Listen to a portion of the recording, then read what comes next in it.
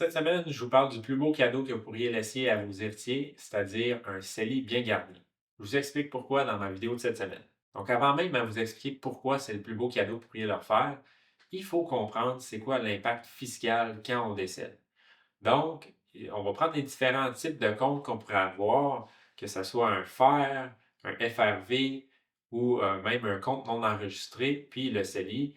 Donc, premièrement, ce qu'il faut comprendre, c'est quand on décède, on est réputé avoir disposé de nos comptes là, à notre décès, donc on déclenche l'imposition. Puis ça, c'est évidemment, c'est si votre conjoint, conjointe est décédé déjà. Sinon, ben, il y a un roulement qui peut se faire, là.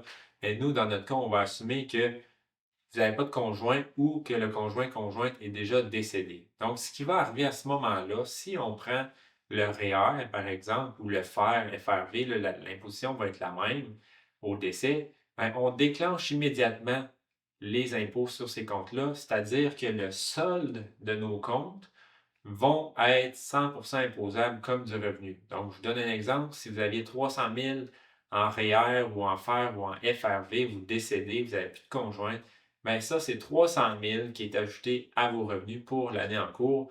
Donc, vous pouvez comprendre que c'est assez pénalisant du point de vue de l'impôt, hein. Vous allez payer aux alentours de 50% d'impôt là-dessus.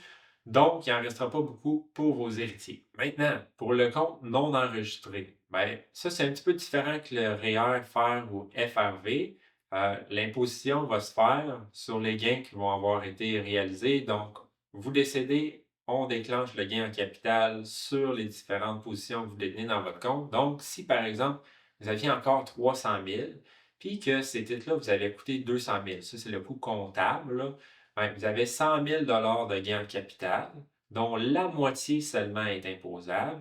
Puis après ça, ben, ça va être imposable l'autre moitié restante à votre taux marginal. Donc, si vous avez, disons, un taux de 50% au moment du décès parce que vous aviez d'autres comptes, REER, ainsi de suite, qui ont fait augmenter votre taux marginal, bien évidemment, vous allez devoir payer l'impôt sur ce montant-là.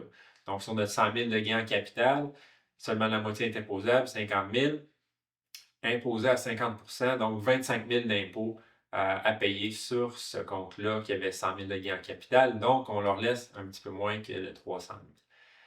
Par contre, si maintenant on a un CELI, OK, le CELI n'est pas imposable au décès. Donc, si vous aviez 300 000 dans votre CELI, bien, ça va rouler à vos héritiers sans impôt parce qu'il n'y a pas d'impôt au décès au niveau du CELI. Par contre, il y a une particularité pour le CELI après la date de décès. Si, par exemple, vous aviez 300 000 au moment du décès dans le CELI, ce montant-là va être non imposable, va pouvoir aller aux héritiers. Par contre, s'il y a de la croissance qui continue à se faire sur notre 300 000 parce qu'on n'a pas encore fermé la succession réglée, bien, ce montant-là, à partir de la date de décès jusqu'au moment qu'on va avoir réglé la succession, cette portion-là va être imposable.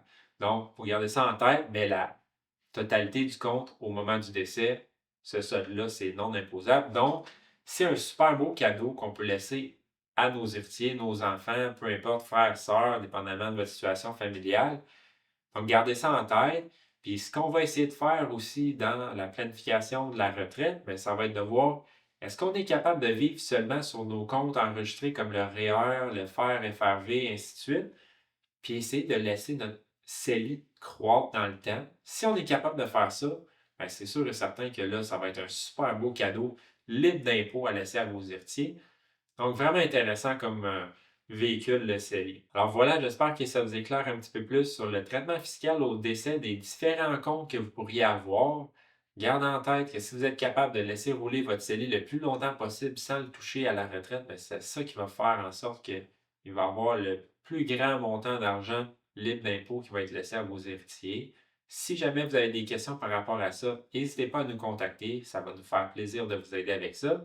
Sinon, ben, je vous invite à vous abonner à la chaîne YouTube. On dépose des vidéos comme celle-ci à toutes les semaines. Donc, je vous dis à la semaine prochaine.